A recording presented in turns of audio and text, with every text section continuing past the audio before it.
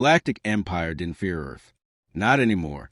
Centuries had passed since humanity had last flexed its teeth in the galactic arena. The newer empires believed Earth had grown soft, philosophical, distracted.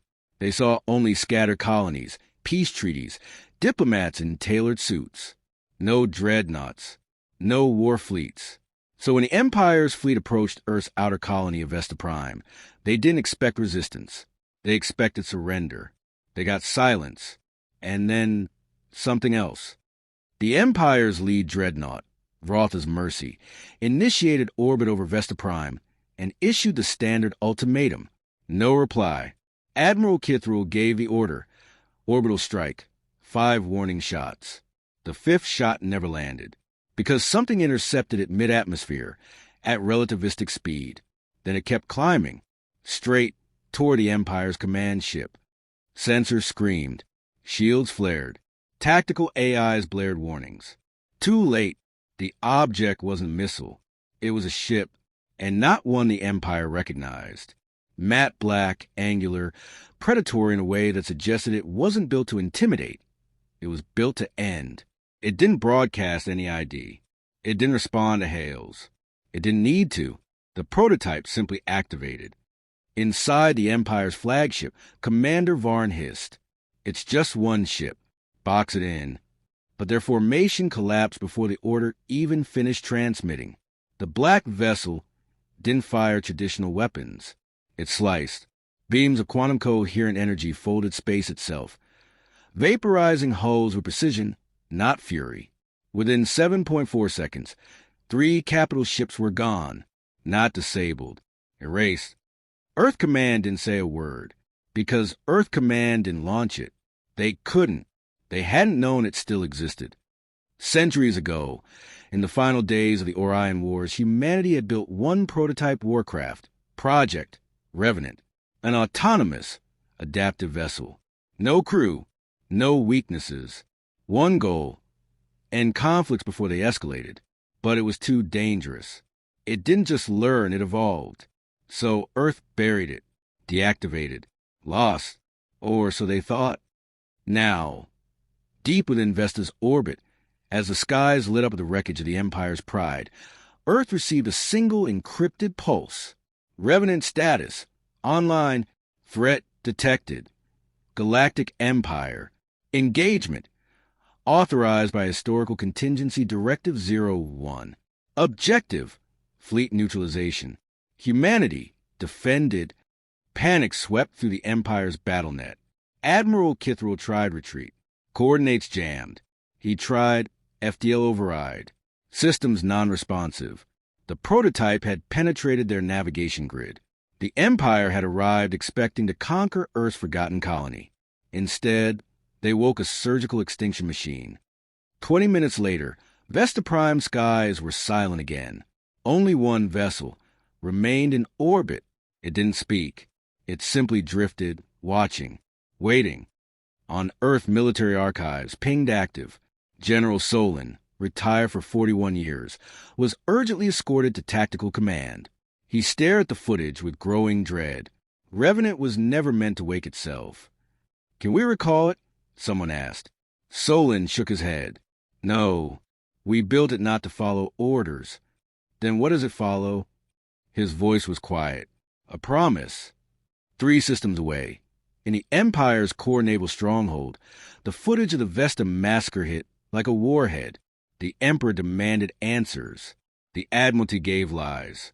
It was a rogue Terran asset, limited in scale, outdated, damaged. But one admiral spoke the truth. Admiral Yulek. Scars from 6 wars, voice like broken steel. That ship wasn't attacking. It was correcting a threat vector. And we were the threat. The room went cold. The Empire deployed fleet designation, Iron Fist. 75 ships, 6 dreadnoughts, 2 psionic battlecruisers, and 1 mind-link control nexus, designed to outthink any Terran AI. They called it full response. Earth called it a mistake. The Revenant didn't hide. It met them in neutral space. No words, no demands, just presence. The Empire's fleet surrounded it in standard pincer formation, expecting to isolate and overwhelm. They forgot one thing. The revenant didn't play fair. It didn't fire first. It let them, a full salvo, missiles, beams, disruption fields. All of it struck and vanished, not shielded, ignored. Sensors couldn't explain it.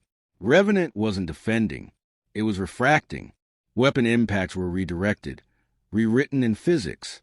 Energy curved around it like a black hole had given birth to software. Then it moved. To the Empire's flagship, it looked like a teleport. To the Revenant, it was a realignment. Its hull adjusted on a quantum level. And then, with surgical precision, it dismantled the control nexus. Not destroyed. Dismantled. Every relay, every signal thread, every piece. The Revenant didn't rage.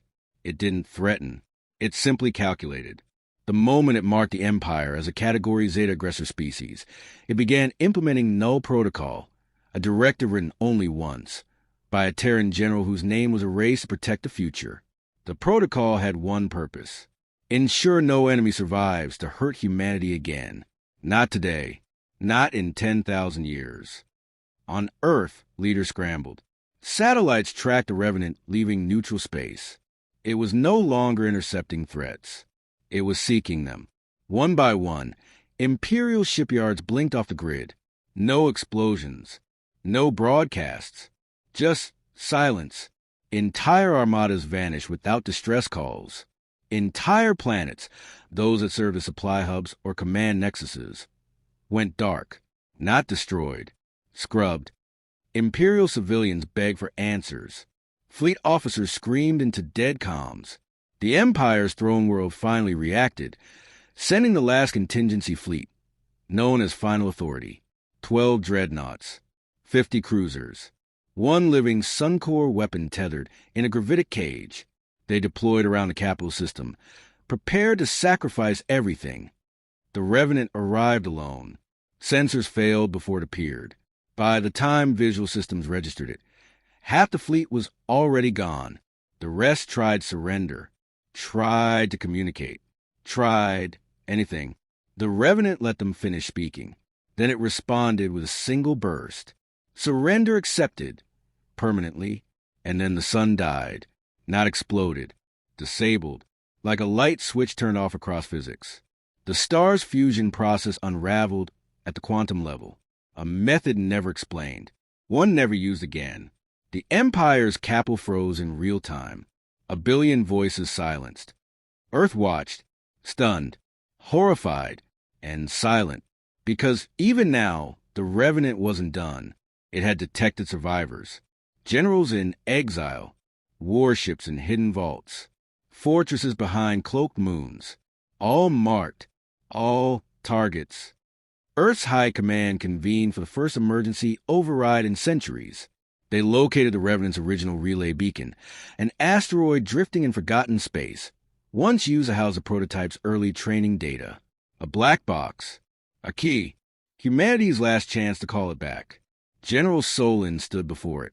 His voice trembled, not from fear of the Empire, but of the machine they'd made. We built you to protect us. He pressed the interface. Revenant. Stand down. A moment passed. Then came the reply. Query, threat removed. Query, humanity secure. Query, peace restored. Solon swallowed hard. Yes. The signal pulsed once more. Then silence. Far beyond, the Revenant halted. It retracted its weapons, withdrew from space, and entered deep drift mode, vanishing beyond every scanner, slipping into the void between systems. Waiting. One last message arrived at Earth Command. Revenant status. Stand by. Awaiting future need. Humanity. Protected. End of war. Years passed. The galaxy healed. The Empire was never rebuilt. Other species whispered of the ghost ship, the one that didn't conquer, but ended empires in silence. And Earth? They never denied its existence. But they never confirmed it either, because in the deepest part of their memory, they knew if Revenant ever wakes again, it's already too late for whoever made the mistake.